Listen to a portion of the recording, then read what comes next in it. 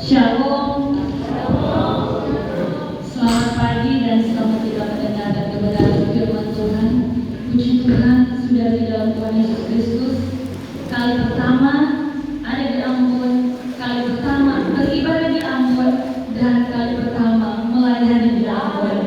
Puji Tuhan, kesempatan yang komplit ya, saudara. Dan kami selalu berkomitmen di setiap tempat kami berada. Kami boleh beribadah bersama-sama dengan mereka yang ada di daerah itu, dan bahkan kami rindu untuk menjadi berkat. Dan saat ini di tempat ini suami sudah menyampaikan kebenaran firman Tuhan, kiranya jadi berkat, dan demikian juga menyampaikan firman Tuhan yang akan saya bawakan, kiranya menjadi berkat bagi kita sekalian. Puji Tuhan. Mari saudara, kita saya akan uraikan sebentar, tetapi tidak terlalu panjang mengingat waktu, tetapi kita akan presentasi pada sebuah pembacaan firman Tuhan di dalam Lukas 24 ayat yang ke-13 sampai ayat yang ke-35 ya. Panjang firman Tuhan ini saudara. Dalam perikop Yesus menampakkan diri di jalan ke Emmaus. Saya berdoa supaya Roh Kudus akan bersama-sama dengan kita, sehingga setiap kata demi kata yang kita baca itu benar-benar akan menjadi berkat bagi kita. Iman timbul dari pendengaran firman Tuhan, apalagi membaca. Saudara baca, saudara dengar sendiri, dan saudara juga dengar dari orang lain. Amin ya. Mari kita mulai dalam ayat yang ke-13, dalam hitungan yang ketiga, dalam nama Tuhan Yesus Kristus. 1, 2, 3. Pada hari itu juga ada orang dari murid-murid Yesus pergi ke sebuah kampung bernama Emmaus yang terletak kira-kira 7 mil jauh dari Yerusalem, dan mereka bercakap-cakap tentang segala sesuatu yang terjadi. Ketika mereka sedang bercakap-cakap dan bertukar pikiran, datanglah Yesus sendiri mendekati mereka, lalu berjalan bersama-sama dengan mereka. Tetapi ada sesuatu yang menghalangi mata mereka sehingga mereka tidak dapat mengenal Dia. Yesus berkata kepada mereka, "Apakah yang kamu bercakapkan sementara kamu berjalan?" Maka berhentilah mereka dengan muka muram. Seorang dari mereka namanya Kleopas menjawabnya, "Adakah engkau satu-satunya orang asing di Yerusalem yang tidak tahu apa yang terjadi di situ pada hari-hari belakangan ini?" Katanya kepada mereka, "Apakah itu?" Jawab mereka, "Apa yang terjadi dengan Yesus orang Nazaret? Dia adalah nabi yang berkuasa dalam pekerjaan dan perkataan di hadapan Allah dan di depan seluruh bangsa kami." Ayat 20. "Tetapi imam-imam kepala dan pemimpin-pemimpin kami telah menyerahkan Dia untuk dihukum mati, dan mereka telah menyalibkannya. Padahal kami dahulu mengharapkan bahwa Dialah yang datang membebaskan bangsa Israel. Tetapi sementara itu telah lewat 3 hari sejak semuanya itu terjadi. Tetapi beberapa perempuan dari kalangan kami telah mengejutkan kami. Pagi-pagi buta mereka telah pergi ke kubur dan tidak menemukan mayatnya. Lalu mereka datang dengan berita bahwa telah kelihatan kepada mereka malaikat-malaikat, dan yang mengatakan bahwa Ia hidup. Dan beberapa teman kami telah pergi ke kubur itu dan mendapati bahwa memang benar yang dikatakan perempuan-perempuan itu, tetapi Dia tidak mereka lihat. Lalu Ia berkata kepada mereka, 'Hai kamu orang bodoh, betapa lambatnya hatimu, sehingga kamu tidak percaya segala sesuatu yang telah dikatakan para nabi. Bukankah Mesias harus menderita semuanya itu untuk masuk ke dalam kemuliaannya?' Lalu Ia menjelaskan kepada mereka apa yang tertulis tentang Dia di dalam seluruh kitab suci, mulai dari kitab-kitab Musa dan segala kitab nabi-nabi. Mereka mendekati kampung yang mereka tuju, lalu Ia berbuat seolah-olah hendak meneruskan perjalanannya. Tetapi mereka sangat mendesaknya, katanya, 'Tinggallah bersama-sama dengan kami, sebab hari telah menjelang malam dan matahari hampir terbenam.' Lalu masuklah Ia untuk tinggal bersama-sama dengan mereka. Waktu Ia duduk makan dengan mereka, Ia mengambil roti, mengucap berkat, lalu memecah-mecahkannya dan memberikannya kepada mereka dengan suara yang keras. Ayat 31 hingga ayat 34. 1, 2, 3. Ketika itu terbukalah mata mereka dan mereka pun mengenal Dia, ia lenyap dari tengah-tengah mereka. Kedua, kata mereka seorang kepada yang lain, bukankah hati kita berkobar-kobar ketika ia berbicara dengan kita di tengah jalan, dan ketika ia menerangkan kitab suci kepada kita? Lalu bangunlah mereka dan terus kembali ke Yerusalem. Di situ mereka mendapati ke-11 murid itu. Mereka sedang berkumpul bersama-sama dengan teman-teman mereka. Kata mereka itu, sesungguhnya Tuhan telah bangkit dan telah menampakkan diri kepada Simon. Lalu kedua orang itu pun menceritakan apa yang terjadi di tengah jalan dan bagaimana mereka mengenal dia pada waktu ia memecahkan roti. Puji Tuhan, Tuhan Yesus memberkati pembacaan firman Tuhan kita. Saudari di dalam Tuhan Yesus Kristus, saya ingin mengenal begini. Kenapa kita membaca seluruh perikop ini? Ya, kita dua orang ini, salah satu adalah Kleopas, itu menggambarkan kehidupan orang Kristen. Di sana dikatakan mereka adalah murid Yesus. Kita adalah murid Yesus. Yang di tengah dunia ini dalam perjalanan kehidupan. Ya, tetapi sayangnya mereka itu ternyata simpang atau up down, naik turun dalam pengiringan kepada Tuhan. Dari Yerusalem mereka kembali ke Emmaus. Tetapi di akhir cerita ini, puji Tuhan, mereka kembali ke Yerusalem. Apa yang ingin saya sampaikan di sini, saudara, di dalam Tuhan Yesus Kristus, kita sudah sama-sama membaca Lukas 24:31 tadi yang saya katakan dengan suara keras. Ketika itu terbukalah mata mereka dan mereka pun mengenal dia, tetapi ia lenyap dari tengah-tengah mereka. Jadi ketika sebelumnya berarti mata mereka tertutup. Kita sudah lihat juga tadi bahwa ada yang menyelubungi mata mereka. Saya memberi judul pelayanan firman Tuhan pada kesempatan ini adalah hati terbuka maka mata terbuka. Amin. Haleluya. Ketika hati terbuka maka mata akan terbuka. Mari kita melihat pertama, bagian pertama. Di sana dikatakan mereka tidak mengenal dia, mereka tidak menyadari. Bukankah saya dan saudara di tengah-tengah kita menjalani kehidupan ini, kadang kita imannya kuat, kadang kita imannya lemah. Dan di mana di saat iman kita lemah, seolah-olah kita tidak melihat Tuhan beserta dengan kita, padahal Tuhan berjalan bersama kita. Karena apa? Kekecewaan, kekhawatiran, seperti halnya dua murid tadi. Mereka kecewa karena Yesus datang mau jadi raja, mau bebaskan mereka, jadi raja untuk membebaskan mereka dari Roma, misalnya, saudara, penjajahan. Mereka menyadari dalam keadaan yang physically, ya, mereka tidak tahu bahwa sebenarnya Yesus akan memerintah sebuah kerajaan yang kekal, bukan kerajaan sementara di dunia. Sehingga mereka lihat, mau mati raja kita. Saudara di dalam Tuhan Yesus Kristus, pertama kita melihat mata yang buta, di mana Yesus bersama-sama dengan murid-muridnya, tetapi murid-murid tidak menyadari atau tidak melihat Yesus. Nah, apa yang membuat saya dan saudara sebagai murid Tuhan Yesus, orang Kristen ini, pengikut Yesus ini menjadi buta atau tidak melihat kehadiran Tuhan bersama kita? Ya, karena ada sifat manusia tadi yang saya katakan, penuh kekhawatiran, ketakutan, kekecewaan. Nah, seperti halnya Lukas 24:16 kita baca tadi, ada sesuatu yang menghalangi mata mereka.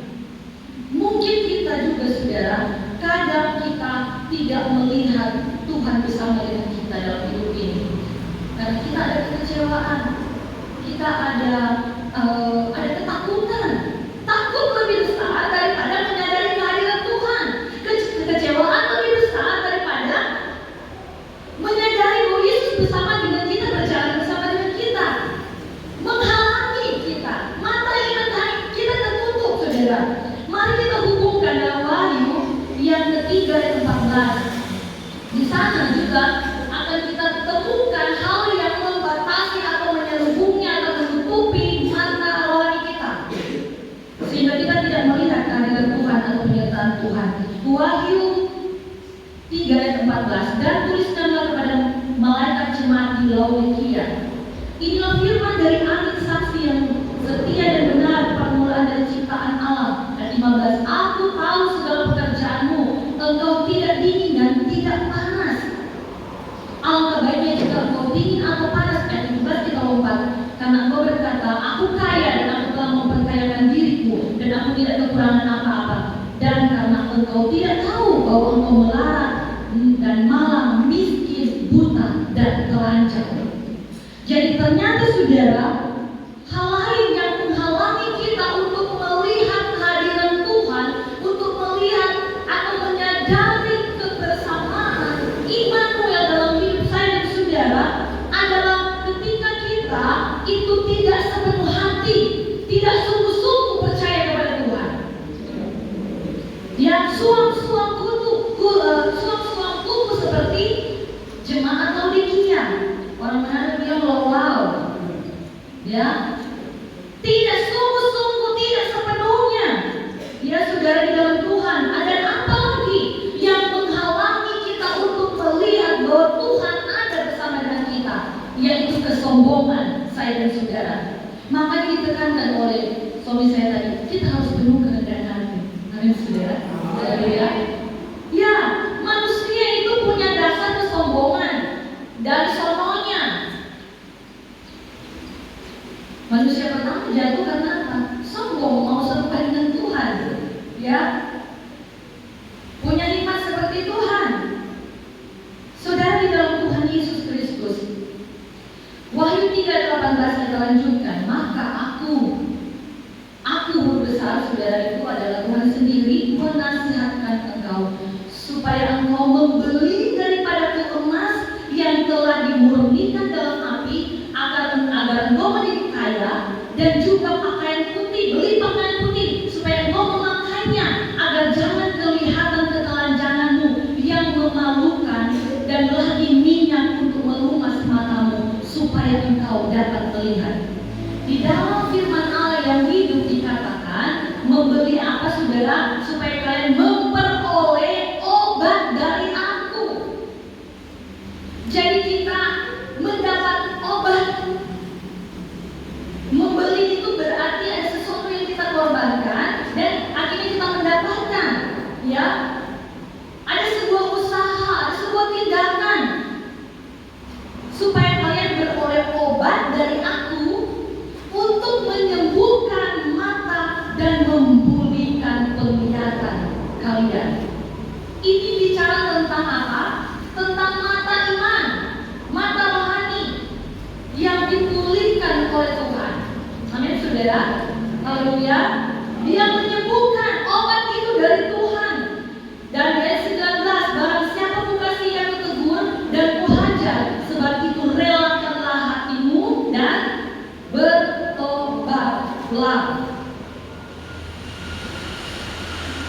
Dalam hal ini kita dapati hal juga yang menutup mata rohani kita, yang menghalangi iman kita bertumbuh dalam pengharapan kepada Tuhan, sehingga kita kecewa, kita menjadi khawatir, ya saudara, karena juga kita hidup tidak dalam pertobatan.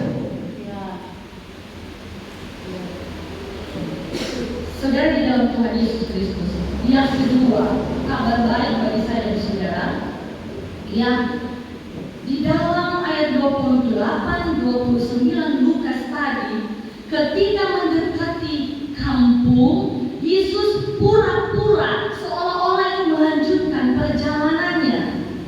Untungnya ayat 29, mereka sangat mendesak dia untuk mampir, untuk bahkan tinggal bersama dengan mereka. Ini yang menjadi kabar baik bagi saya dan saudara. Untungnya mereka mengundang Yesus. Untuk itu saya dan saudara harus selalu mengundang Yesus dalam hidup kita. Masuk. Amin saudara.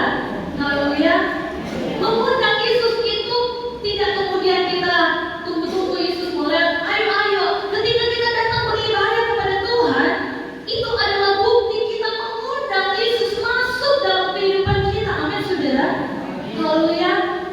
Kita merasa kita membutuhkan kehadiran Tuhan dalam rumah kita, dalam kehidupan kita, dalam rumah tangga kita, dalam pekerjaan kita, dalam pelayanan kita.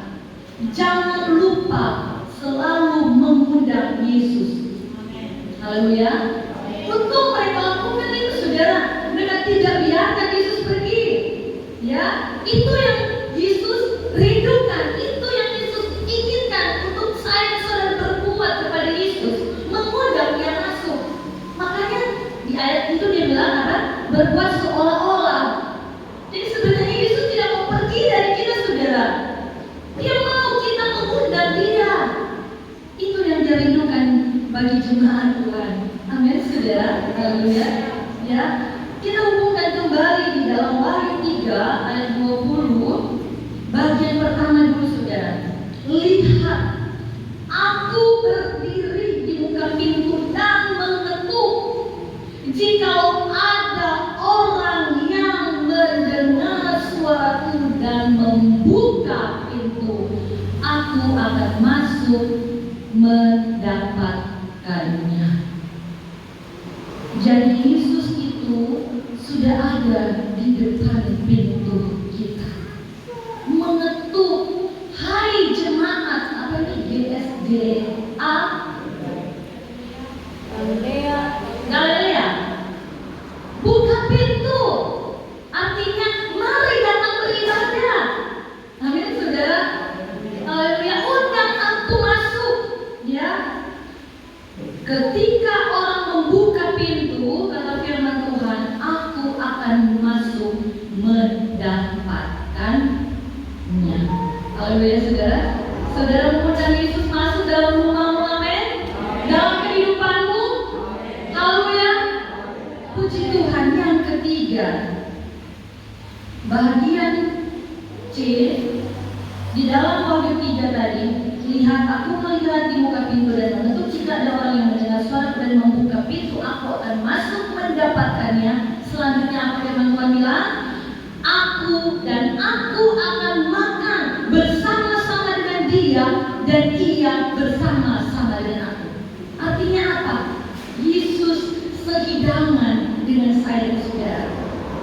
Mari perhatikan Lukas 24 ayat 30. Waktu ia duduk makan dengan mereka, ia mengambil roti. Inisiatif datang dari Tuhan, mengucap berkat, lalu memecah-mecahkannya dan memberikannya kepada mereka. Apa artinya, saudara? Ketika Yesus mengetuk pintu hatimu, engkau membuka pintu, mengundang Yesus masuk ke dalam kehidupanmu, ke dalam hidup rumah tanggamu, dalam pekerjaan dan pelayananmu. Di sana Yesus akan mengambil roti, mengucap berkat dan memberikan kepada saya dan saudara. Artinya ada berkat-berkat Tuhan yang Tuhan berikan kepada saya dan saudara, dan itu dikerjakan dengan tangannya sendiri, dengan inisiatifnya sendiri bagi saya dan saudara. Amin, saudara. Haleluya. Mengucap berkat, memecah-mecahkannya, memberikan kepada mereka, memberikan berkat itu kepada saya dan saudara. Amin, saudara. Haleluya. Yesus makan sehidangan dengan kita. Itu juga bicara atau menggambarkan atau mengingatkan saya dan saudara tentang perjamuan yang terakhir, yang memecah-mecah roti tadi, yang pernah dia lakukan di masa lalu. Pengalaman bersama dengan Tuhan di masa yang lalu itu akan menjadi pengalaman di masa sekarang, ya, menjadi yang sudah menjadi kesaksian kita di masa yang lalu akan kita alami menjadi kesaksian kita di masa yang sekarang. Ketika kita selalu mengundang Yesus masuk, dia memberkati kita. Itu menjadi pengalaman kita, bukan? Kalau di gereja saya setiap bulan ada perjamuan untuk memperingati itu, ya. Tetapi walaupun tidak dengan cara yang fisik kita perjamuan Tuhan, tetapi kalau kita selalu mengingat Tuhan, dalam hal ini kita mencari Tuhan, mengundang Dia masuk dalam hidup kita, selalu ada perjamuan kasih. Tuhan kerjakan bagi saya dan saudara. Inisiatif dari Tuhan. Dia yang pecah-pecahkan, dari tangannya mengalir berkat. Amin saudara. Sehingga apa saudara? Itu akan membuka mata jasmani kita. Kita akan melihat roti, kita akan melihat penyediaan Tuhan, kita akan melihat penyertaan Tuhan dalam kehidupan saya dan saudara. Amin saudara. Di situ baru murid-murid yang terbuka matanya, mengingat setiap kebaikan Tuhan dalam hidup kita. Bukankah kebaikan Tuhan, penyertaan Tuhan yang membawa kita hidup dan bernafas hingga saat ini? Bukan kekuatan saya dan saudara, bukan? Amin. Haleluya. Ingat terus itu, sehingga kita begitu membutuhkan kehadiran Tuhan dalam hidup kita. Kita membutuhkan, atau kita menjadi besar ketergantungan kita dengan kehadiran Tuhan dalam hidup kita. Bagaimana kita mengingat pengalaman yang indah ketika Tuhan memecahkan roti dan memberinya bagi kita. Ketika Tuhan memberkati saya dan saudara, sakit disembuhkan, kita membutuhkan sesuatu, Tuhan adakan. Ya, amin saudara. Harusnya kita bisa melihat itu dalam hati kita, menyaksikan dengan mata jasmani kita, dan kita menyaksikan untuk menjadi kesaksian bagi orang lain. Amin. Saudara, di dalam Tuhan Yesus Kristus, kita melihat penyertaan Tuhan, kita melihat janji-janji Tuhan, seperti halnya ditulis dalam Matius 28 ayat 20. Dan ketahuilah saudara, aku menyertai kamu senantiasa. Amin. Apa saudara? Senantiasa, tidak berkesudahan. Amin saudara. Sampai kepada akhir zaman. Amin. Haleluya. Sampai akhir zaman aja Tuhan sertai. Apalagi akhir hidup saudara. Belum akhir zaman kok.